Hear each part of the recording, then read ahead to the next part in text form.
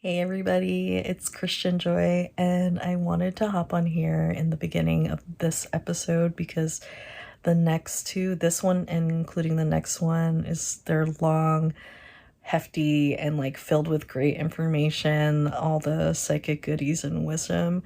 And before you guys get lost in all of that, the beautiful stories and all the great stuff in these next two episodes with Renee, I just wanted to share that she has a 10% discount for listeners of the podcast. So you'll find that in the show notes and in the Substack, wherever this episode comes out in. And then also, Renee and I have a psychic workshop on February 19th, 2 p.m. PST and 5 p.m. EST. They're two separate, one workshop. Those are the two different times depending on your time zone. So it's all about tarot and oracle. Free workshop. I would love to. It would be so great to finally meet some of you guys, and a great opportunity to just like tap into your intuition and learn how to engage with it and relate to it, and in a different way with these modalities. So I would love to see you there, and you guys enjoy this episode. And oh, by the way, this was recorded, just for context, this was recorded last year in August. And if you guys don't know by now, I kind of am like intuitively guided as to how I release episodes. So a lot of the episodes I do share, like they've been recorded for a while, and I'm only now like putting them out. And this feels like the time to put this episode out with Renee. So enjoy, you guys. Bye. Hey everybody, I'm back. Christian's here, and I have Renee here, and I'm really excited about this episode because if you guys follow me on Instagram stories, I do talk a lot about science and synchronicities and intuition and readings and all of that. And some of you might know by now I've had many readings and then a lot of connections with a lot of people who are different types of readers in different spaces. So I'm really excited to have Renee on.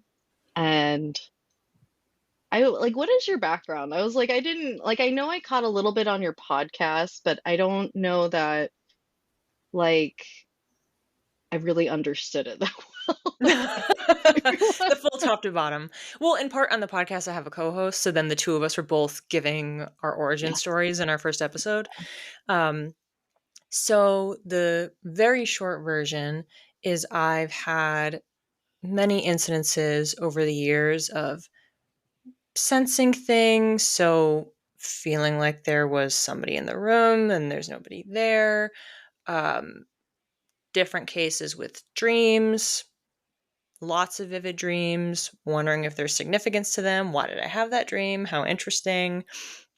Knowing something was happening at the same time.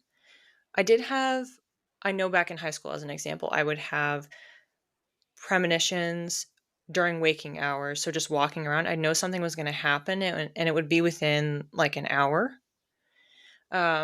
But also just sensing something going on with other people. So it started ramping up by the time I got to high school. I'm sure I had instances when I was younger, but just dismissed it. So it started ramping up in high school where I was like, this is weird. And then by the time I got to college, I was continuing to have incidences, and I was talking to my friends about it, and we would joke like, ha ha ha, Renee psychic. Because as an example, I would say, something's going to happen on this date. And so we would just mark it down and then wait for that date to come like 2 months from now and then see if anything happened. Um, and so I kind of had that discussion with people over the years, but it wasn't until very, very late 2019, early 2020 when I decided I wanted to start logging all of my dreams. I didn't know why I wanted to do this. Clearly, it was intuitive and I was being nudged to do that. And then also, I was wondering, am I psychic? Am I intuitive?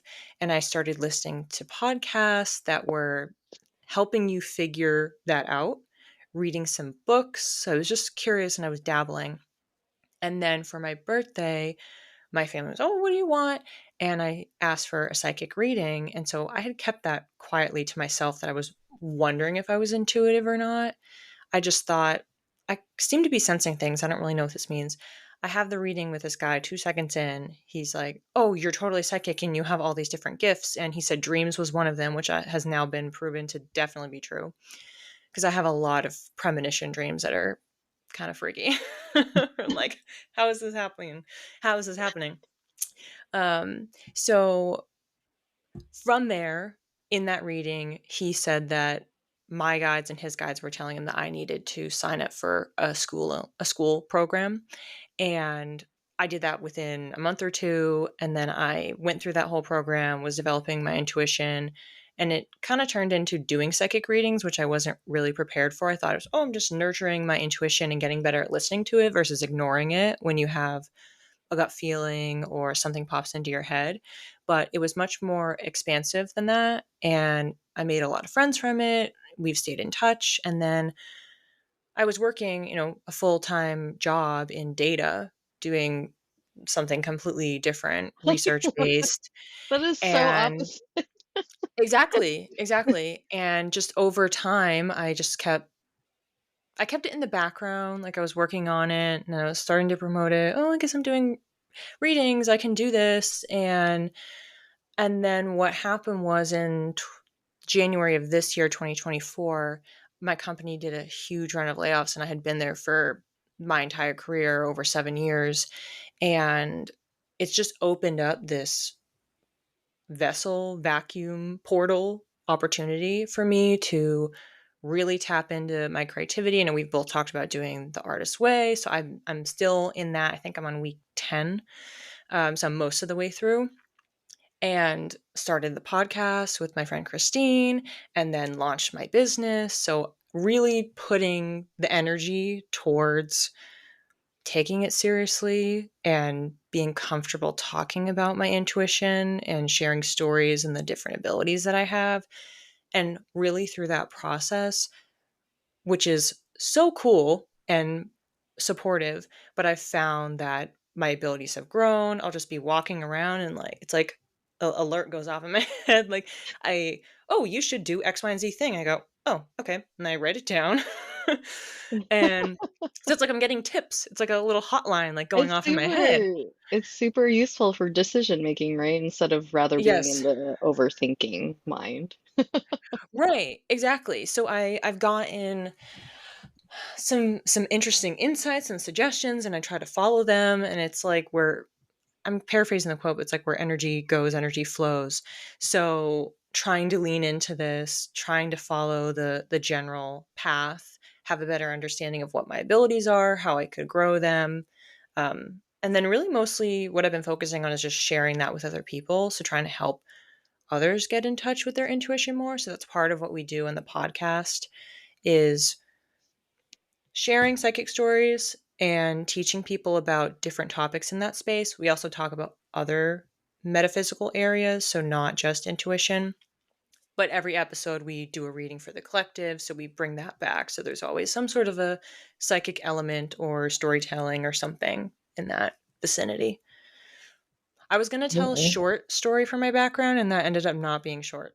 It's okay. I love it. It kind of like detailed the journey of someone Hmm. who had an inkling or a natural propensity to their psychic senses, even though they weren't shown or taught how to relate to these things. Like you didn't even know what it was. And Right. then you had to like drops of wisdom or nuggets of wisdom would come through on your path. And then all of a sudden, like this year, over and like after your 7 years, like were you laid off? Did you end up getting laid off or it felt Yeah. like you might have been? Well, so this is again because I already was aware of my intuition.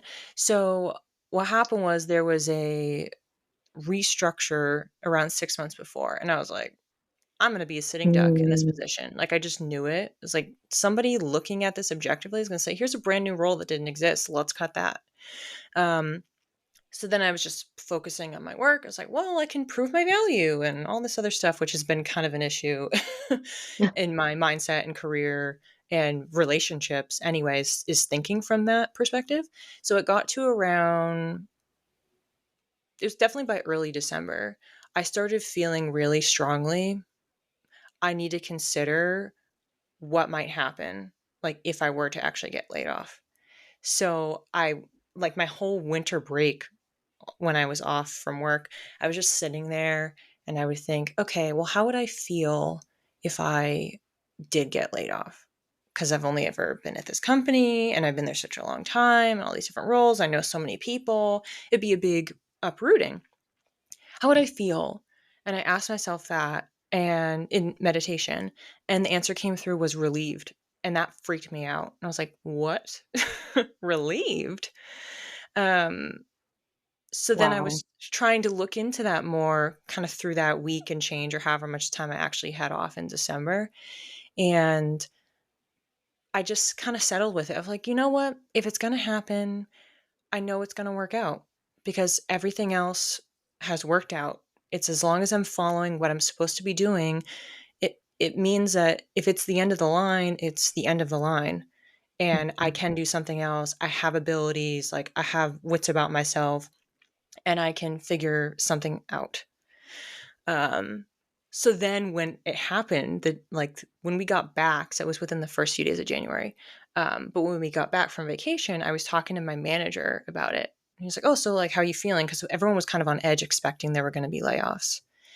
And I said, "Oh, I kind of think I'm like at risk." He's like, "What are you talking about?" Because we had known each other such a long time, and I was like, "No, I feel like I'm probably at risk."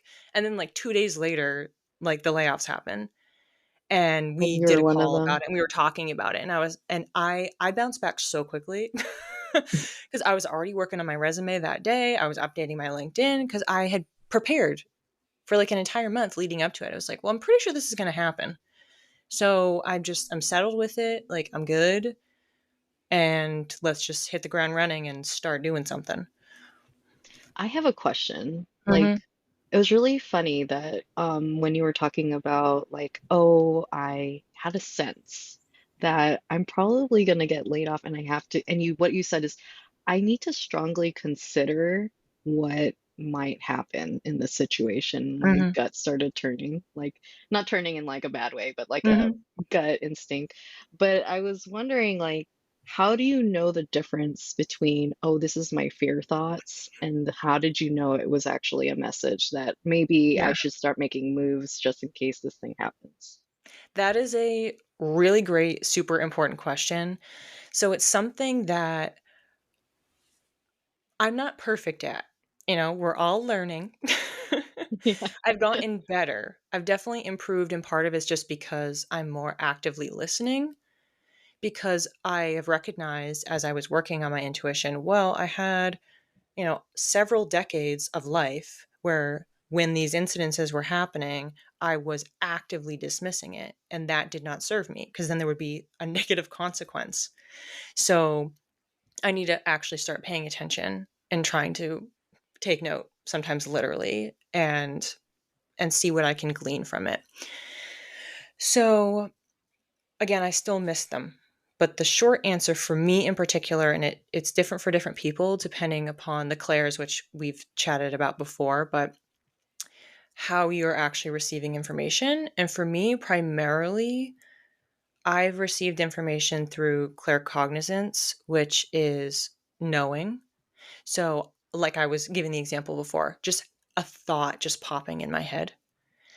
And what's tricky with that is, especially for people who have anxiety or have worries about literally anything, and all of us are there at some point, even without any sort of a diagnosis, it just feels like an intrusive thought. So you react to it. So, what I've been trying to get better at is the mindfulness element of, oh, I just reacted to something that popped into my head. Maybe that means something. Maybe it's not actually fear based. Um, but as far as how it is in your body, like to answer your question, um, if you're feeling thumbs up, I use my hands when I talk, and whenever No, I'm I on do calls like too. this, No it's like worries. I have like everything like going off, and so it's like the balloons fly everywhere and the thumbs ups happen. Yeah, we're So on just be Zoom, you guys. prepared. Yeah. So there's Anybody like lots watching of this, you're gonna see that. yeah. Um, um, so the difference is exactly what you mentioned, which is, do you feel calm or do you feel activated in some way? Is it triggering a fear? Is it a pattern? Is it a narrative that you've been saying to yourself your entire life and negatively charged in that capacity? Um, because I mean, Christina and I've talked about this before, and honestly, that example I gave, okay, getting laid off, that typically isn't positive. So the fact that I was reading into it for myself and the response that I got was that it would actually be a relief, which has a positive connotation, but then I reacted to it and said, "What? That's like unstable. Like, where's my financial stability? Where's my planning? Where's my thinking ahead?" So you could see both elements at play in that moment, which is how I knew, okay, well, I can and should be trusting this because I, in my quote unquote right mind, would never think that. From the So rational when perspective, I wouldn't think that. so when you got that message that you would feel relief, you reacted to that and you were like, that doesn't make sense at all. But our Yes. logical minds would have us believe, and intuition, as we both know, is not logical at all. Right. It's like we don't have, it's like during our paths, it's like the hindsight is 2020. Like as much as that phrase is overused, it's so true that there are so many pieces at play in our path in this timeline. And it isn't until we get to that moment like, oh, okay, now everything makes sense. Why this relief? Mhm. Why this feeling of fear and like I'm not planning or anxiety actually equated to relief because we needed the time to get to that point of relief, right? Mhm. And I also wanted to talk about um, being naturally intuitive versus not, and someone who had to work up their skills in their intuition and intuitive capacities. Um, I am the one that identifies as somebody who chose intuition, who decided to listen and find out what this looks like for me. And it had been like a step by step, just like daily process of intentional, like, what is my body telling me, or what is that Claire knowing? And if you guys don't know what Clair-Senses are, Renee and Christine have this great podcast episode that goes over all the senses, but we'll define them as we go as we talk. But claircognizance, right, is Mhm. knowing, just that knowing out of nowhere. And everybody kind of has something to that degree like that, regardless if you not identifying as a psychic or not. And I'm wondering, like, have you, like, can you, like, allude to a difference, or what do you have to share on that? Well, the main thing with claircognizance is it's about a gut feeling. So there's a disconnect there in, okay, well, why are we saying like cognition? So it's your mind. Then why are we talking about a gut feeling? But Oh, yeah, they are yeah. connected. Your mind and your gut are actually connected. Yeah. So everyone has experienced that where you have some sort of a gut feeling of, oh no, something bad's going to happen or X, Y, and Z thing. So it may be tied to language in the sense of it's coming in as a clear thought, or if you're writing, if you're doing channeled writing, but it also can just be that feeling in your body. And something that we talk about in the podcast is it can trigger like a freeze response because it's almost like your body is trying to make you listen to the information that's coming in and like alert Oh, you. oh, that actually makes sense now that you like gave it words. Like, I suddenly know something, and all of a sudden I'm just like, wait, what? Wait, Mhm. I have information out of nowhere, and what do I do with it? And that's what the first thing your mind will do is like, what do I do with it? Maybe you're not supposed to be like, what I've learned so far is maybe we're not supposed to take action on it. It's just something for us Mhm. to know in this moment. And I I ran into so many hiccups, like trying to like, oh, I have an intuitive knowing.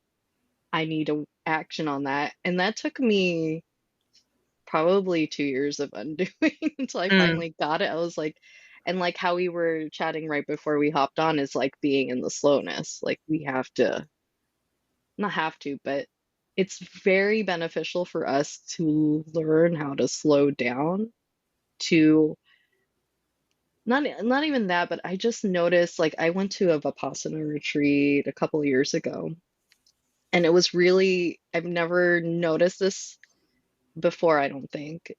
But when you the Vipassana, are you familiar with Vipassana? I've heard of it, but I could not describe it.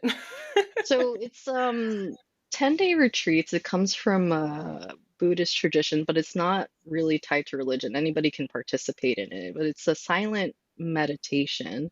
It starts with a 10-day course and they go up to like I think 3 months is the longest course you can do. You are not attached to technology or the outside world. You are meditating every day for hours in a very this most still position that you could ever do. They have these centers all over the world, and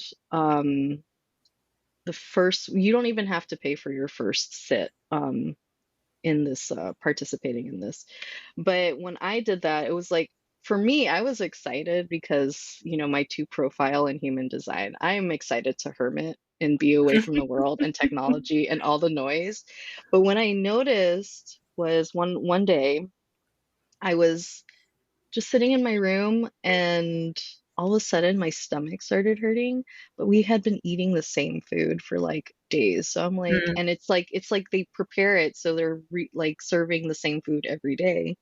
I'm like, why is my stomach feeling? Why do I feel nauseous? And then, kid you not, like 5 minutes later, I hear someone from through the wall, like one of my neighbors, vomiting, and I Wow. was like, what? Did I just feel her nudge? And it's like, I think everybody could access as part of if we didn't have Mhm. so much noise coming in and all. We have a Yes. lot of external stimulation going on. So that's like one of my experiences that was just like, what? This is crazy. But I want Well, to and hear. that's a really Oh, great example, to go back to the clairs again, of clair-sentience. So that has to do with feeling. So you were picking up on that person's physical and emotional state, what was going on. Um, I haven't necessarily had something like that, but more so on the emotional side. So, like, one example I have, this was back when I was at college, and I was just sitting there, like, eating lunch by myself, or breakfast, or whatever. And all of a sudden, I just felt like one of my friends needed a hug. So it's like, oh, oh, I knew that they were upset about something. hmm. So, in a way, that, I mean, is that claircognizance too? Because I just had the information, or I don't know, because it's kind of a mix, because it's emotion related. Did you feel Uh, the emotion? Like, did you feel her sadness? Was it sadness? So what ended up happening was I texted her and I Hmm. said, like, "Hey, Oh, like, she wasn't are you even near okay?" you. No. She was Okay. so I was by myself. So I Yeah. texted her, I was like, "Oh, are you okay?" And then she didn't respond right away, and then when she got back to me, she was like, "Oh, I was just sitting in my room crying." Oh. So I was picking up on that, somehow, like, knew what her emotional state was. And again, this is Hmm. random. I was just eating my You weren't lunch, even or tuning in. I wasn't doing it on purpose. I was just sitting Yeah. there. And so I just I think had that it's information. I think it's funny how we can tune into other people's energies. Not funny, but it's really cool that Mhm. it's either emotions or physical. And me and my sister, I'm the physical, she's the emotional. She used to work at the VA and she's a doctor, and she said that was a very traumatic experience for her for Mm. feeling every patient's. Like, can you imagine as someone who has that and you're like one-on-one facing to Mhm. people who haven't regulated their nervous systems or learned how to do that? Veterans. And no shade on veterans. Like, it's not, I wouldn't say it's their fault that they haven't had the tools to Mhm. figure that out for themselves. But there was something else I wanted to speak to this. But I lost my train of thought. So, That's fine. But I think what you're bringing up is a great example of a very subtle way that people can have an intuition, because also in the conversation is being an empath. Are you an empath or are you intuitive, or That's is what there I a difference? wanted Are to they the touch on. same? Because it's super common for people, especially if you're introverted, that you go into a room and this is where it gets nuanced. Okay, well, I'm overwhelmed and I want to get out of here. Is that anxiety or is that intuition? And that Mhm. you're picking up on everybody's energy and it's overwhelming your system. And so you can only handle it for so long.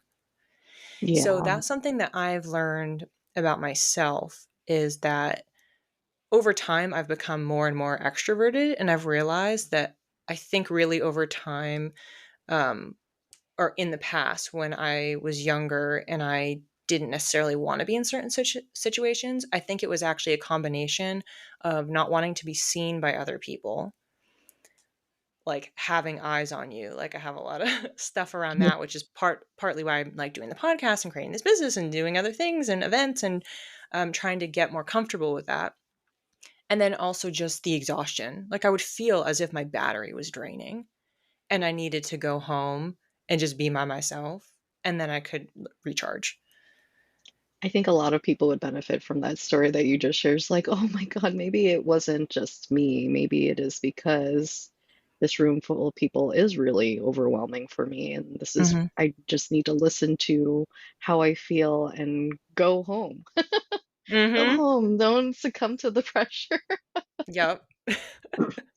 Um, because I don't, so I only remember one story from growing up that was really interesting.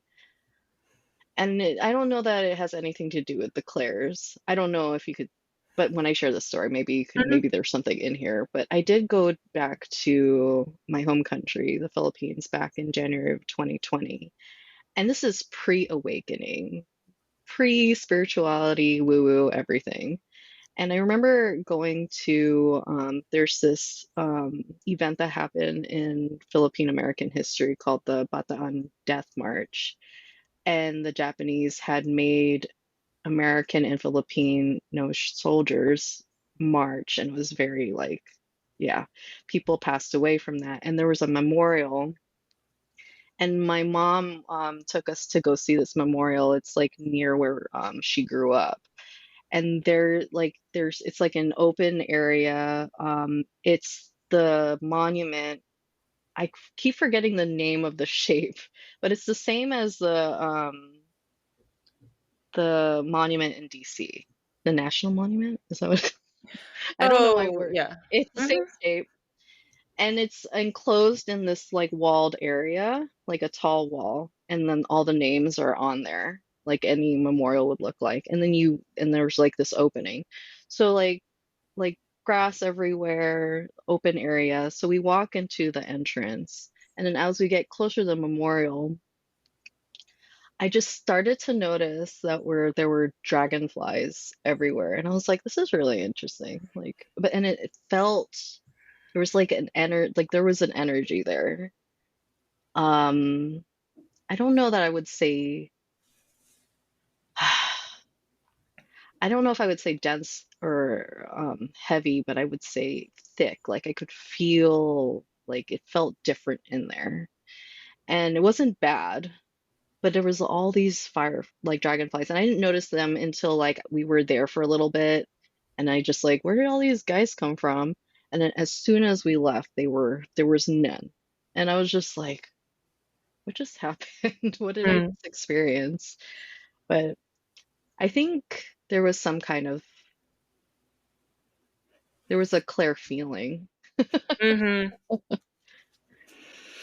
Yeah, I have to tell you, I don't know what is going on. Over this past week, I've had dragonflies come up for me a Of lot.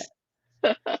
So I think it was sometime over the weekend. I had this dream, and I was in my childhood home with my siblings, and there was a dragonfly moving around the room. And so I was trying to swat it.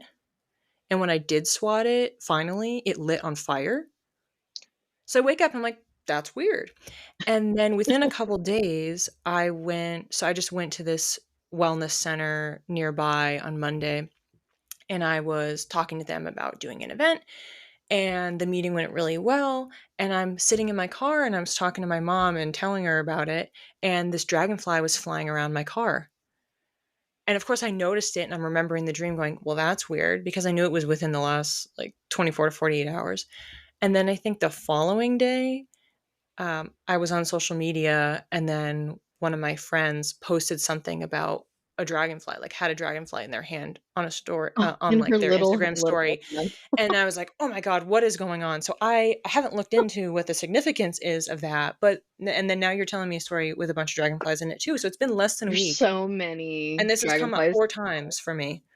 I'm gonna pull out my animal power book because I love referring to it for animals. And I remember when we did a pre podcast recording thing meetup, and we were talking. I asked her about the meaning of lizard. She's like, I don't know. And I laughed about that. I was just like, yeah, of course. Like, we don't know everything, and that's why I have this great book. I just didn't have my book with me because I was in Vegas when I had like that whole lizard fiasco that I shared on Instagram stories. But I use this like so this power animal book, I'm gonna so everybody on the video can see, I'm gonna share it in the show notes. It's by Allison Charles. Has a really cool backstory. I can even repeat it to you, but it's really magical book. But it's how to use animals, but I use it as like a reference book for animal meanings, but it's for how to use power animals. But anyways, so underneath Dragonfly it says adaptability, mysticism, and magic, water, ease, grace, and truth. And I'm like, I love those words. Yeah. I And mean, then, they're definitely what I'm pursuing, definitely what I'm sitting in. But yeah, I hear some of that and go, okay, well, am I missing something? Am I not oh, going far enough in with some of those oh, words? And I think that I'm doing that, but I need to go deeper. is that like is that an intuition or like, or, It's more so just part of from me is like, is it, experience of okay. like, well, sometimes if you get a sign, it's because it's affirming, oh, you're Hmm. doing that. Hmm. And other times it's you need to keep going. Hmm. And so And then then how it's do you, for yourself to decipher which way. yeah, right. It's very individual. We all know ourselves best. We can give you all this advice, but eventually you have to like stop bullshitting yourself and tell yourself the Mhm. truth. Like, because I know some people will be like, well, they'll look at that and be like, I am not doing enough. Mhm. You, or whatever that self-limiting internal dialogue that might be. Mm. But let's see. And there's also like when to work with me. It's like when I want to more ease and grace, Mm. ready for a swift change and don't want to resist it, ready to break free of old patterns holding you back, wanting to wanting to shift past an old mentality or way of thinking, and when you're ready to release suffering and activate more lightheartedness in your life. Oh, I like that. I'm glad I That read that is part. absolutely spot on with what I've been Yeah. thinking about over the last week. Yeah. Like, the Oh, part about, um, like, shedding limiting beliefs. I've been working on that in general, but I've had some very specific ideas. I kinda mentioned I forget if it was at the top of this or when we were chatting before, but for me, some of that is around how I am like, what I'm bringing to the table and making sure that I'm taking up space. And I was even just talking to one of my friends last night, and it's not even just, "Oh, I have to share more and, um, try to be comfortable with eyes on me or in the spotlight," or whatever it is, but also that it's actually making sure that my life is more about me. mm-hmm. Mm-hmm. In the sense that, like, if like, I'm single, so I'm dating, and I've been recognizing relationship patterns, and again, the overlap with how I've been in my jobs, because there is actually an overlap. It's about how you're letting other people treat you, what you're willing to tolerate, and I've always just been so flexible, and sure, I'll do that, and being open to other people, but then they're not giving me the same thing in return, like asking me questions or interested in the fact that I have interests, even if it's not their thing, trying to support that for me. And so then what I have passions about and how I want to spend my time start shrinking. And so then in that way, you're then taking up less space. And so you get kind of comfortable doing that. And then you get to a point of being resentful and angry that that happened. But it was your own doing because you allowed these people Yeah. to treat you that way Well, with that, honestly, lack of boundary. So mhm. that's something in different phases I've been working on and trying to sift through in this time away from corporate and building this business and then shifting how I'm approaching the dating process. So really everything in that description is super spot on. So I kind of think maybe the dragonfly imagery will stop now that the message has been received. Um, but it's more just like it's validation that okay, this is what I'm thinking about. Keep thinking about that. Keep doing that work because that's the current phase I'm in right now. I love it. I love your journey. Thank you for sharing. I love that that's what you took out of it, and everybody, it's nuance what you'll take out of a message, and you'll hear a lot in the spiritual space is if it resonates. So always like that's always a message that I lean on to myself. And when I heard it, I was like, when that last piece, when it said when you want to have more lightheartedness, and and then the word levity came up in my mind. And I have a Scorpio South Node. I tend to go deep and dark really easily. It's very natural to me. But I that's been a big message for me like this whole summer was to like step into joy. Like how are we going to have joy in this world if we are not being joy, being in the energy of joy? I do also because I love speaking of joy, I love because I'll probably be releasing this episode around September, October, around Halloween, and I love spooky psychic stories or whatever. I was just wondering if you had one that would be fit the theme of that time. Spooky. I mean, it's tough because it's like my brain immediately goes to, well, what do you see in the movies? It's like Mm. mediumship. um, and for me, I am not a trained medium. It's something that I'm putting out there that I'm going to revisit this probably in the fall, probably when this is actually coming out. Um, but I've had walls around that because I've had experiences over the years, so I Mm. do have stories with that. Um, but then it like freaks me out. And so then I have like an immediate like shut that off. Like, no, Uh-huh. please don't do this. Please don't come here. Please leave me alone. And so I haven't really let that door open fully, but Hmm. there's periodic knocks that happen. Let's speak to that though, because Yeah. I know people are interested in intuition, but they are scared of seeing things. My sister says that. It's like, I Mhm. want to learn about my intuition, but I'm scared of seeing things. And Mhm. I love that you alluded to that you don't have to see things if you don't want to. Yes. Well, it's ultimately that's what the journey is when you start engaging with it. So simple things are asking for signs, asking people to visit you in your dreams, doing meditations with the intention of trying to get information through your intuition. When you do that, you're reaching out. You're saying, okay, Mhm, I'd like to receive this way. And as long as you don't react to it and freak out and go, never mind, then you're reinforcing that mhm, pathway of connection. Super common ones are like angel numbers or just little signs here and there. Every time you see those and you validate it, oh, I keep seeing 1111 or I keep seeing this bird, and then you are recognizing it yourself or you're telling other people about it, you're validating that's a successful means of communication mhm. and that you have an openness.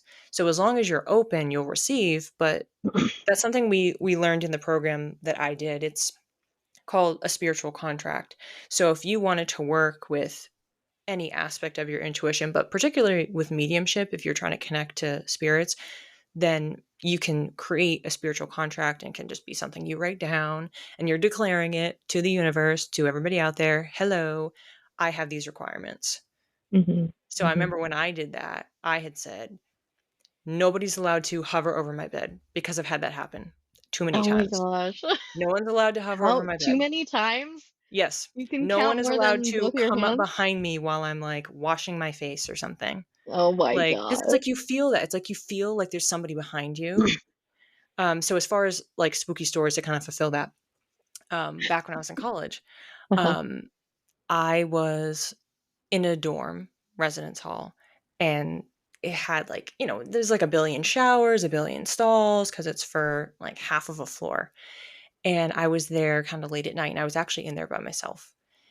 And I'm washing up, and I had just watched Sweeney Todd, so I kind of thought I was just like getting freaked out because it was like slightly darker thematically. But I just really felt like I was being watched and like there was someone behind me. And so, of course, at the time, I was like, okay, this is dumb. I'm just getting freaked out because I watched this movie, which is a musical, but was still like darker themes The because people are getting musical. murdered. Because Uh-huh. Sweeney Todd, people are getting murdered in Oh, it. It's yeah. a Yeah. musical, but like people are getting killed. Yeah, yeah, And it's yeah. very visually dark. So I was thinking, okay, I'm just getting freaked out by this. But that exact type of incident has happened to me so many times where I'm just like, okay, I feel like there's somebody standing behind me. Or I walk into a room and I'm like, oh, somebody's in here. Like that's when it's kind of weird because it's like, it's that sensation where everyone's had it, where it's like hair stands up in the back of your neck. Oh, Or it's yeah. like you kind of have this like sudden alertness in your body. Mhm. That's how, at least that's how it feels for me. And I just know, oh, okay, I am not in here by myself. And I just will start talking to them. Like that's how I've Mhm. learned to kind of cope with it. Is like, hi, whoever you are, I'm just trying to change into my PJs and get washed up and go to bed. So if you're nice, you can maybe come into my dreams. And if not, and I don't know who you are, please leave. I don't want you to be here. And I just do that because it's like then you're just scared. So I just would start talking. Just start talking at them. I'm like, okay, like if you're friendly, like you can say hi. Because I've just learned for me that, and I've joked about this with one of my medium friends. I'm like, why is it? And what does it say about me psychologically that I'm more comfortable with spirits visiting me when I'm unconscious than when I'm awake? That You is know? interesting. I Because was it's like, just, "Ooh," because I don't know that people would willingly let them in, like, invite them in their yes. unconscious state. People are scared of their unconscious states, Yeah, like what because I'm like, happens oh there. well, that feels more comfortable to me for whatever reason. Mm. Of let me just be unconscious, and if you have something to say, just say it then. Well, it's a little, like, kind of, like, mind-boggling when it happens in your waking moments, to be honest. Like, Right, when it's yeah, unnerving. that actually makes sense now that we're saying it like Yeah. that. Oh my gosh, and how, like, do you have one story where, like, how would they come in as, or what would they look like, appear to you as in your dreams then? Yeah, so I have had visitation dreams from relatives. So the little story arc with that is the very first one that I had was my great grandmother, and it was back in 2013, I think, around Christmas time. And I was having a dream, whatever, and my mom just walks in and goes, "Oh, Nana's here." Like the plot was just interrupted on a pin. And so we all just sat down, and it was like the door opened and then she was trying to walk in, but I couldn't see her because there was a figure and there was a bunch of light. And so then I woke up. I was like jolted out of the dream, and I was like, I can't remember what she said. I just got like some feelings of like she loved us, like things like that, like basic. And I was like, oh my gosh, this is the craziest thing. I can't believe this just happened to me. And so then as I had other grandparents really pass over the years, it's gotten stronger and clearer. So the most recent one that I had was within the last month or so. It was my granddad who I was close with, and he had passed at the beginning of this year. And it was the same thing because I was in the middle of a dream, and all of a sudden he just popped up, but he looked real. He looked like everyone else. He was clear. He just popped up in the dream, and then the plot was kind of continuing to play out, and then I just turned, and then I was having a conversation with him. So it developed so much in the last 10 years where we were having a chat and then I woke up and I was able to remember more of it. So that's like the difference. If you're having a dream about a loved one that's passed, at least for me, versus it's a visitation, I found that it's harder to hold on to the visitation dream. Because if you think about it from the perspective of like your subconscious isn't making it up. So it's almost like this just kind of in there. It's this energy that's coming in and fleeting. And if you wake up immediately out of the dream and you quickly write it down, you might get some pieces from it, but then you're gonna forget most of it because it wasn't you generating it. Um, Oh, that's interesting. yeah. So you tend to remember the ones that you are generating that was inspired from probably something you've seen in real life. They Right. tend to be Or more clear. right, or like premonition dreams that I have. And because they honestly don't feel like I don't always know it's a premonition. Hmm. It feels like I'm just dreaming about something.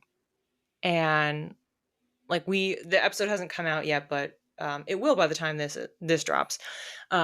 Christine and I have an episode on our podcast about dreams because both of us have had very vivid dreams our entire lives. So we're like, we got to dive into this. We got to share some stories. And there's all different types of dreams that you can have. And I frequently have dreams that I'm not in. Oh, oh, So it's you're not not a that part of I am it. Okay. there and I am watching, it's just there's a story happening. So I look at those and go, where the heck is that information coming from? Like, I'm not even in it.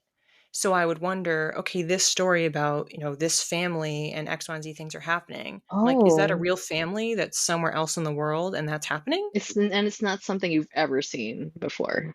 No, because it's so specific. Like, I had this Yeah, dream one yeah. time and it was about like a chef Hmm. and he was Oh, talking to one of his coworkers about how he's like going from restaurant to restaurant and and then the other chef was giving him advice about how it was something about I have it written down, but something about like trying to actually like dig in and expand and try to go up the ranks versus just going to different places. So it's just people talking and doing random things. So sometimes I just see stories of other people and other times other times I'm there but I'm someone else. Like I'm taking over someone else's perspective. oh, interesting. And then the That's so visitation cool. ones where it's I am myself and then somebody comes in regardless of the plot.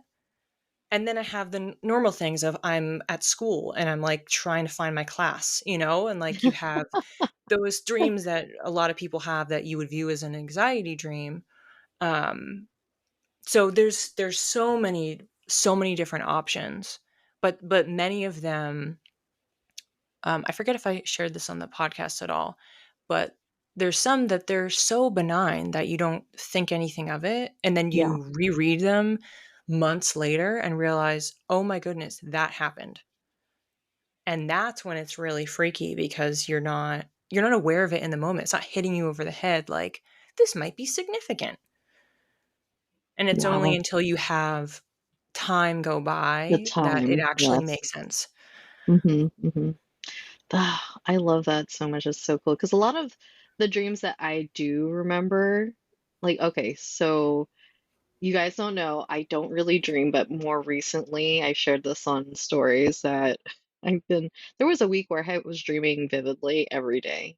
And I do have this practice right before bed. Like, if there's anything that wants to be shared from me from my guides, show me in a dream and let me remember that message when I wake up, like anything that's useful for my waking moments.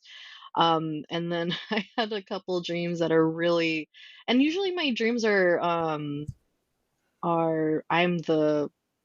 I'm the topic of the conversation of the Mm. event or story.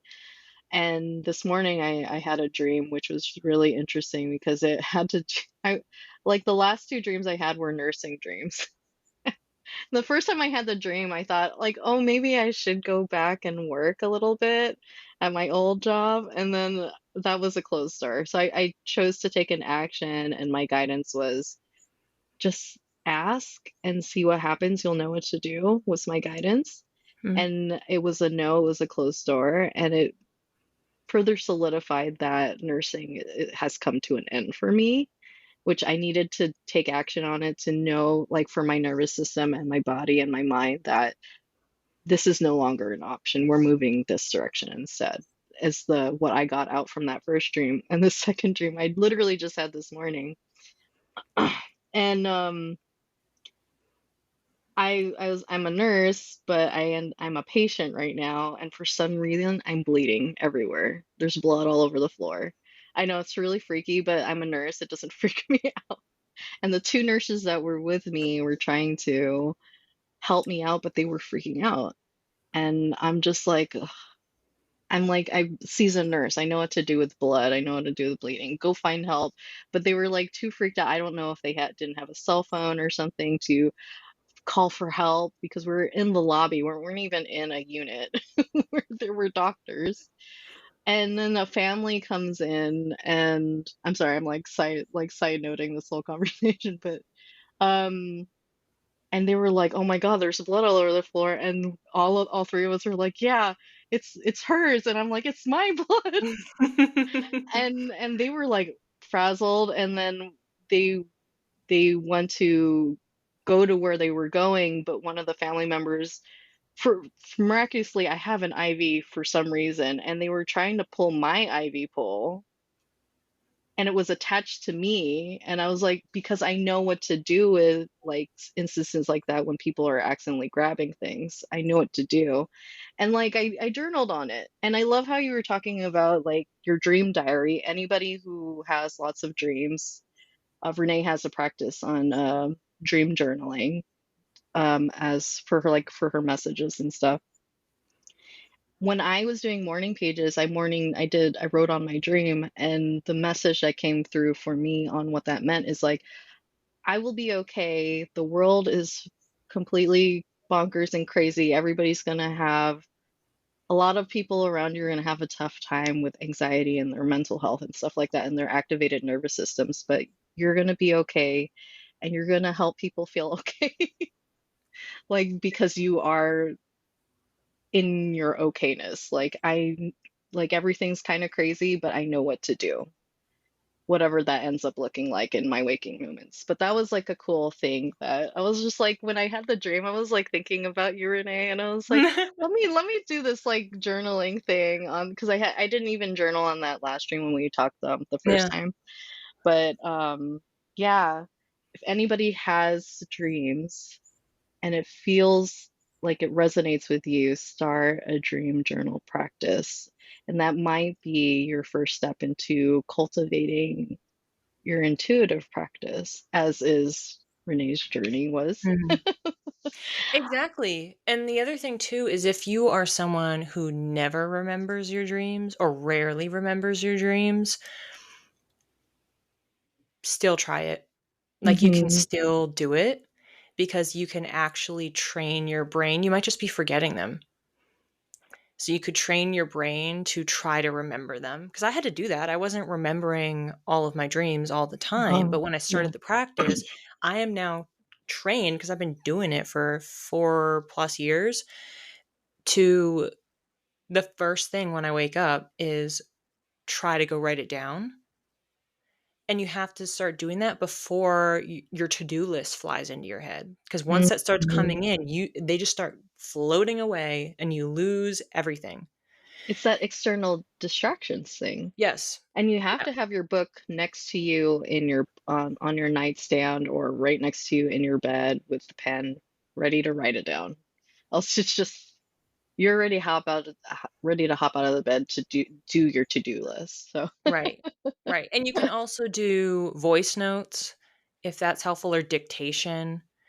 yeah. Because if you don't write as fast as you speak, or you feel like it'll be easier to get it out, you could just do that. So you can leverage your phone as well for it. But yeah, I mean, I didn't do a study on it. I didn't track how many dreams was I remembering before to see the before and after. But yeah, I have some nights where I have many, many dreams, and several of them are sagas. Like they're just going on forever and ever and ever. And I'm writing these dreams down. And usually, what I'll do is I'll just write them in the notes section of my phone. And then at the end of the day, I transcribe it into my journal and I sit there and go, I don't have enough room for this. Like, how am I going to For fit the this in saga. here? How am I going to fit 3 sagas plus 4 other mini dreams and put them in this tiny box in my You journal? remember all of that? Because I know, like, I must be dreaming a lot more than the one dream that I do remember, and you have whole Netflix series going on in Yes. your mind. Yeah, not every night. It's so for Uh-huh. me, it's like if I wake up and it's just blank, Mhm. my first thought is, okay, I must have needed to just shut my system off. I don't view it as oh, I didn't have any dreams last night. It's just for whatever reason, my body needed to process something. And so it's almost like I was getting a computer update or something, and maybe it didn't serve me to try to hold on to that. There's one time I forget what cycle it was. I don't think it was an eclipse, but there was some sort of astrology transit that was happening. And for like a whole week, I was struggling to remember any dreams. Like for a couple nights, it was absolutely nothing. And I'm like, this is unusual to have 2 nights in a row where I'm waking up and I can't remember a single dream. Wow. And then it would be, by the third day, I'd remember like dog and like but no plot. I'd just remember like, oh, there was something about a dog. That's all I Yeah. got today. And then it was slowly increasing over the course of like a week, and then it got back to normal. So somewhere in that process, I texted Christine and I was like, are you having any issues with your dreams? And she's like, yeah, I can't remember any of them. Wow. It was so weird. So we had this week where both of us were having the same thing, where there was something going on. It's like our dream cycle and how we usually get information was just being completely disrupted. And then we eventually like got back online and we're having our normal volume of dreams. And the astrology supported that experience Yeah, with your I'd have to look. I can see if I have it in my phone. I don't know which event it was, but there was something uh-huh. that was going on astrologically. And we're like, this is Uh-huh. weird. Why Yeah. are we both having this happen at the same time? And it's Yeah. not like you can control it. Like, I must remember my dreams tonight. Like, it doesn't necessarily work like that. And it was like a very, very slow transition of slowly getting more and more details. And then it was, okay, back to 6 dreams. Cool. That's wild. So, since we're talking about astrology, I know you guys talk about a ton of different alternative spiritual modalities on your podcast. And that's Mhm. why we're not getting into all the details because you guys can go to Renee and Christine's podcast. It's filled with goodies over there. Um, do you do like birth chart readings for astrology or? So I am working on it. Hopefully by the time this comes out, I will have it actually launched on my website. But I am developing my resources for it. So I want to have a bunch of materials and language so that I can actually give that as a consistent offering for people. I have done one reading before. It was like my guinea pig, which was Mhm. really great and super helpful. Uh-huh. Um, and I kind of can do one-off things. Like I could look at somebody's chart and find X, Y, and Z details that you can extrapolate. But what I appreciate about astrology and what we talk about a little bit in our episode that's centered on that topic is there's so much to learn. It is so complicated. There's so many ways to apply it. Like you could Hmm. become a professional astrologer that just focuses on health or Yeah. just focuses on career or where Yes. you travel and how energies of different places impact you or politics, current events and tracking that. Like Like it's global endless what you stuff, could focus on. collective. I love Right. astrocartography. That's what she's alluding to. Yeah. Um, So I love that you're going that direction. I love that in this space, if you're interested, you can learn literally anything. You can learn anything Mhm. as small as learning how to hone your senses. Like the program you went to, you can learn about astrology and the different modalities of like sectors of Mhm. astrology.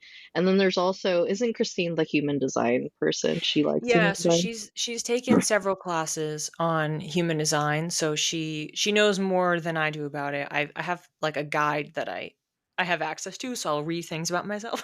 Yeah, and yeah, occasionally Google same. stuff. But yeah, we have an episode on human design as well. So Christine led that one, and then I led the astrology one because I've studied it more. Oh, that's awesome. So we decided to do something fun with in astrology and human design, there's placements that can allude to how natural you are to your intuition or psychicness. And I was wondering, what did you find? Yes, so I have a whole list.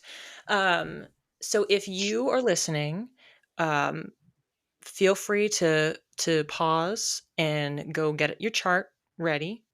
For astrology, if you generate your chart, so for both, it requires your birth date, your time, location.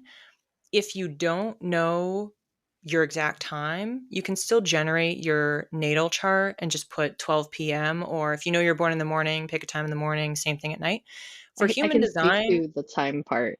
If yeah. you don't have a time, you can use a pendulum to do a process of elimination on the time. I did that for my parents' Mm. charts, and that was Oh, really that's helpful. cool. And I found out they're both projectors. I was like, ah, no wonder a lot of things. No wonder life. But sorry. Yeah. So for human design, you cannot rig it and put a different time in. So you need your actual birth time, otherwise it will completely shift what comes out. So keep that in mind. So if you know your exact birth time, location, and date, you'll be able to do both, no problem. Otherwise, you can kind of rig it a little bit with astrology, and you can at least look these placements up. So starting with astrology, I have courses I was going through, and we can kind of do the same thing for you, Christian, like Uh-huh. seeing which ones you have. I don't know if you know it off the cuff, Oh, but you could also pull it up. I have my birth chart Okay. on my phone always ready. All right. So first one is if you so these are psychic placements in astrology in your natal chart. First one is if you are a Cancer or Pisces rising. For me, I am a Cancer rising. So I have that one. These are considered more intuitive signs. They're two of the three water signs. I did think it was interesting in my research on this that it didn't come up if you were a Scorpio because that's the third water sign. But for Mm, whatever reason, it's tied mostly to Cancer and Pisces. okay. Next are looking at your houses. So, depending on which house system you use, you're going to be looking for the third, eighth, and 12th house placements. So, do you have a stellium there? A stellium means you have three or more points or planets in that sign, in that house. You said third, eighth, or 12. 12th. Okay. So, third represents communication, amongst other things. Eighth house has to do with mental health, death, rebirth. And then 12th house is your inner world and your unconscious. And just to clarify, death doesn't actually, it's like figurative death. It doesn't actually have to mean Yeah. actual death. It doesn't mean you have placements here, you're going to die. I mean, we're all, Yeah, we're all going to die. we're all Um, dying. but it could mean you have a particular interest in darker topics, as an example. Mm, yeah, like my Scorpio South Node. Yeah. Well, as an aside, what's so interesting about that is I have a Scorpio North node, so our nodes Mhm. are opposite from each other. And it's because you were talking Oh, about like it's innate for you to like play and be, So for me, mine is in my fifth house, which is representing play. So I'm oh, kind of doing the opposite of what you're doing. It's not like that's innate to me. It's like I'm trying to in this lifetime move towards darker topics and going mhm. deep, but then also being playful at the same time. That's interesting. Yeah. However that ends up looking like, but like darker Yeah. topics, I know, because I remember when I was like in my 20s and I was really into, when I was getting into my Saturn return, an Mhm. astrologer pointed me towards this book, but it was talking about um when your Saturn is in whatever sign. So Mhm. it was based off that instead of houses. And I Yep. know a lot of astrology I hear today is about houses. So, like, this is how, okay, we're going a whole deep direction on this, and A this little is tangent. how vast and confusing astrology can be. And I notice for myself, because I'm a manifesting generator, I move fast, I move different directions all the time. Like, we're both manifesting Yeah. generators in human design. We're quick people. The fastest thing for me that I found out for myself is just to pay someone to tell me what it means. Because there's even like, when even if you understand what each signs means, they're in different houses, and then Mhm. there's aspects, so they relate to different Yep. planets in different ways. So if anything that any astrologer you guys listen to online, really hammer in that message, take what resonates, because you don't know what your Mhm. birth chart means for that information they're trying to share with you. Right. So so don't be like, astrology isn't real. I mean, there's a lot of everybody's chart is so specific to themselves. Um, so yeah, I have a Saturn in Scorpio, and it went off Mhm. that. So I was gonna experience this. So this whoever wrote this book was like, I was gonna experience a lot of things during my different Saturn returns based on the themes of Saturn or Scorpio. Mhm. And it's like, what, death, rebirth, other people's money, sex, transformation. Mhm. And and I want to say, I don't, because it's Saturn, it's like the taskmaster, like you're Mhm. being more responsibilities, Mhm. stuff like that. I would love to see what your journey looks like and see what Scorpio means for play. Right. Right. Well, and so because I have my North Node and Pluto in there. So, and Pluto has to do with power Uh-huh. and like big change over time. And I also have Jupiter in there. And so Jupiter is a sign of expansion and it could be a sign of luck. So I have Hmm. a stellium In there. the So I have a same lot of house, activity. Yeah. in So the they're fifth all, house. yeah. So they're all Wow. together and all in Scorpio, like relatively close to each other. So I have Oh, a lot of energy in okay. this lifetime that's like, well, I really should be trying to play. And I'm someone who's like, I'm always working. I'm trying to get stuff done and I'm trying to check things off my list. Mm, So it's trying to shed some of that yeah, and just try to have more fun, like chill, like laugh and not yeah, take everything yeah. like so intensely. But then Scorpio is also very intense.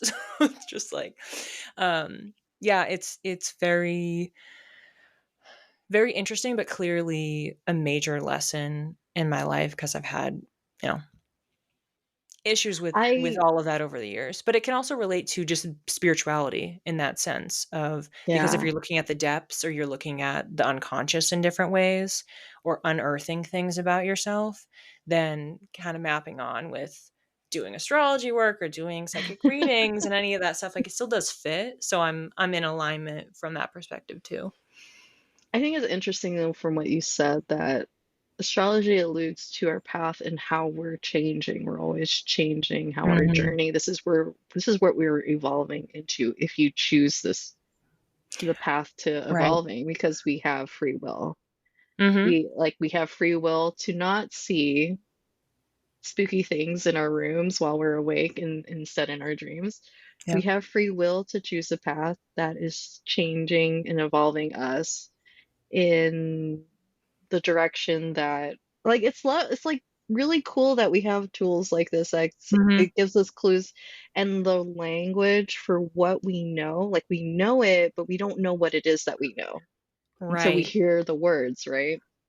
And that, like, to your point about, oh, whether, like, people believe in astrology or not, like, we talk about that a little bit on our podcast for sure, but how we try to frame it, and same thing with human design, is it's a tool. Just think of it Mm-hmm. as a tool. It's not a belief Mm-hmm. system, period. It's just not. Mm-hmm. They're not religions. They're a tool that you can learn Yes. about yourself. And Yes. sometimes, like you were saying, okay, maybe just get a reading with someone, have them break it down for you. You're going to sit there and have some light bulbs go off. Yes. And some of it is that they're telling you things that you know about yourself, but this is a person that doesn't know you. Yeah. They don't know you from a hole in a wall. And they're looking at some complicated graphic with lines and numbers and symbols. And from that, they're telling you things that you know to be true about yourself. And potentially, they're telling you things that challenge you, that allow you to recognize, oh, well, yeah, maybe I should do a little bit more of that or a little bit less of that, or highlighting like relationship dynamics that you do have in your life. That is illuminating to know that that's possible. And so then you have the choice if you want to learn about it yourself or take a class or just on a regular basis get different kinds of readings, meet with different kinds of people. You can explore and you can get some knowledge from it. I love that. Knowing is the first step, and then it's up to you to take an action on whatever Mhm. knowledge that you glean from these modalities. I didn't know if there was anything else to astrology that alludes to intuition or Oh, was yes. Yes, there are more. there's I will more. list them off. I'll list them off quick. People Okay. feel free to pause as I'm going through the list and you can check. So we said Cancer, Pisces rising, if you have a lot of third, eighth, or 12th house placements. Also, I had been told this in a reading, which is why I put this one down, is if you have a third house moon, that alludes to having psychic dreams. Oh, yeah, I don't have that. So that's something to consider. That's very specific as well. Other Mhm. placements are if you have your moon in Cancer or Pisces, Mercury in Cancer or Pisces, um, Neptune aspecting your midheaven or ascendant. So if you're looking at your chart, it'll be your AC, ASC, or MC, and your ascendant relates to what's your rising sign. So there's a connection between the moon, Mercury, and Neptune. Those are really the points that you're looking at, and then focusing on what's happening with Cancer, what's happening with Pisces. There's some other specifics. So again, these are a little bit more nuanced. So if you have Mercury that's in a supportive aspect with Neptune, meaning if it's conjunct, so they're on top of each other in your chart, it's in a trine. So it's in a sign of the same element. So they're both in a water sign. And then if it's in a sext house, it's a couple away. Versus in opposition, so they're on opposite sides. There's a tension. Same thing with the square. So there's a challenging element. So as long as they're happy with each other in that supportive aspect, um, Mercury is relates to communication and how your mind works. And then Neptune has to do with really a lot of the woo woo kind of stuff. It's Yeah. very out there and Uh-huh. mystical and whimsical. So that's why that's in the fold. And then same thing with the moon. The moon is tied to shifts in energy. Think about how the moon is always changing phases, always going to different signs in the zodiac. And then it connects to intuition as well. So the three of them together, that's why they're really in the discussion. And then the last one is so any sort of an aspect between Neptune and the moon. And then if you have your nodes, which we were talking about, and we technically have nodes in water signs. So I have my north node in a water sign, you have your south node in a water sign. So if you have placements there, then that's another indicator through astrology. Including Scorpio. Yes. Okay. Okay. So the water signs again are Cancer, Pisces, or Scorpio. Okay. I know she said a lot of things. Don't Yes. worry if you don't understand it, because even when I was listening, I was like, oh, those darn aspects always get me. I haven't gotten those down. Yes. And I always have like I have a gif of I have the image of what the houses mean on my phone all the time because Mhm. my brain doesn't have the capacity for remembering all of that. I'm always referencing. I think the way I remember things the best is through stories or Mhm. my experience or how I relate to them. So how do I relate to this information? What does this look like for me in my birth chart? And people that I love around me in my life, like, do they have these placements? Because my sister has Right. a Pisces and a Cancer. I don't remember which one it is, but it's her rising and her moon. Mhm. So Yeah. So that's 2 alludes to checks right there. alludes to her natural Yeah. intuitiveness. Um, I think it's really cool that the only thing I have is my South Node in Scorpio that would allude to any natural Mhm. intuitiveness in me. But I do want to say that something that I hear a lot and does resonate with me, that technically everybody has each sign in Yes. their birth chart. So they have capacity to lean in that energy if they want to. And that's why I think it was important for me to share that I did be like connecting with my intuition was a choice, and that I Mhm. wanted to do it, and that just because it's not natural to you in your birth chart does not mean it's not a possibility for you. So I'm another side note, like how I relate to that information is I have my Capricorn, my moon is in Capricorn, Mhm. and they don't they don't Capricorn's not natural to the energy of the moon. So like connecting to with my emotion stuff like that, that is something I had to learn. And I Mhm. learned that during my awakening during like 2020, 2021, is that I wanted to get out of my way. This is a challenge for me, tapping in my emotions. It's also a cultural definer for me, like as an Asian person, that I don't connect with my emotions very easily. It was Mm. not role model to me. But again, it was a choice that I wanted to have relate to my emotions differently. And now I'm like, Mhm. I would say I used to be very stoic. Now I'm like, I can't wait to cry. When am I crying next? Yeah, so I don't have a Capricorn moon. Christine actually does, but I have a Virgo moon, which is very similar to what you're talking about. Mhm. So when you have a Virgo moon, it's very much you analyze and then you can feel. So there's like a block in Oh, front. So you are trying to problem solve. You're trying to pick it apart and understand what's going on. You are trying to just like get to the next thing. And it can mhm. kind of prevent you from actually tapping in and feeling it. And in some ways, you lean into it and you embrace it because you're not rejecting your moon and the energy that you have. And in other ways, you're trying to coax it. So I have done a similar thing over the years where I have had a tricky relationship with my emotions and kind of rejecting them in a sense or thinking it's a negative to be crying. Yeah. And that has definitely broken open for me and changed over the last couple years where I've cried way more than I have in the previous decades. And seeing what that does, like consider that it's just a valve. It's like you letting the pressure out, and then okay, now you can go back to your to-do list that you want to do so badly. So Yeah. it's a similar it's a Why does it similar go kind of back to to-do energy. list? Yeah. I Well, love because that. it's such the Virgo and Capricorn energy of like you're trying That's to do true. things. You're trying to get things done, you're trying to accomplish, like you're trying to You move feel the more in your needle. purpose when you're doing, actively Right. doing. Yeah. Right. Right. Oh my God. So, yeah, The it phrase of the definitely makes sense. century. Yeah. I did just want to add a quick note what you were talking about with the signs. Yeah. So, yes, if you have all 12 signs, which everyone does, everyone has it in their chart.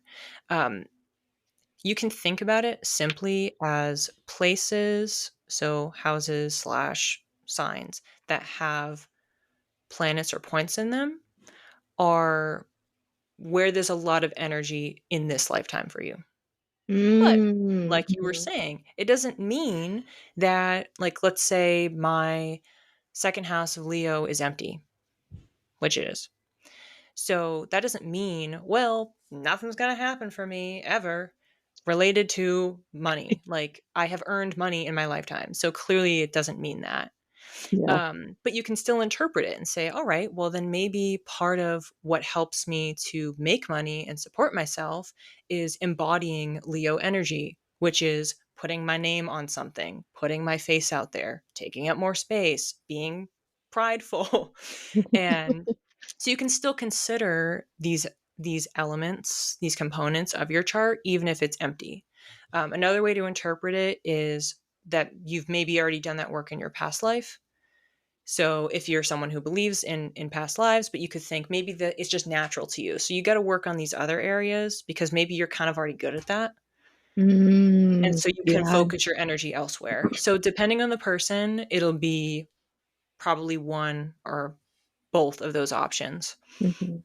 Doesn't South Node represent past lives too? Yes. So So that's like the that'll. most concentrated version of here's what you totally crushed. You are really Mhm, good at this. You're a natural. mhm. Mhm. So that one 100%, but then for the empty, quote unquote, empty signs and houses, in some ways it could be you're naturally good at it, or that it would be a choice. Like what you said, I want to work on this. Mhm. I want to act like I have planets in those houses. I want to Yeah. put energy there Yes, yes, I love because you that. maybe just have ease with those other areas as well. So Mhm. that's where it's like it's not a one size fits all, and it totally depends on the person. And you have free will. You can Yeah. decide where you want to put your energy. I have this thing that's been, like, percolating in my brain is that none of these modalities mean anything without our human experience. Hmm. I From what I understand is that the way astrology understands your experience, like how things are read or even collectively, is like what happened in history with these same placements. And then maybe that's when the astrologer will, like, oh, that happened then. This might be the same thing that happens now, like in a similar energy, but not the same event. Right. I noticed that's the same thing that happened with COVID when they were talking about the Spanish flu. It Yes. was like in it was in collective astrology. I say the same thing, like even human design supports that. First of all, I remember when you said that you said something about, I don't remember, you were saying something about astrology and we have free will, and I can't remember what you were saying, but If we only said we a could lot roll of back things. the clip. I know we said a lot of things, but I do want to allude to even human design is the same way. It actually uses astrology as one of its modalities that Hmm. created human design, but also that the creator of human design, Ra Uruhu, he also said that human design is an experiment. So Hmm. you get the free will to choose what resonates with you, which way you want to go. Like you'll hear a lot of, like, some people who don't resonate with human design, they'll say that it's too generalized. Well, that's because you haven't applied yourself to it in a Hmm. way, in a sense. Like you're not being astrology, you're not being human design, you're being yourself, and how do these Mm. modalities add value to your life and help you, give you direction and get a better sense of who you are. And these are only two of the modalities. There's like a Right. whole bunch of them. Right. Like we only covered I think 3 systems on our podcast this season. So we talked about astrology, human design, and numerology, but there are many others that people Mhm. use for the same reason that we're talking about. Yes. Yeah.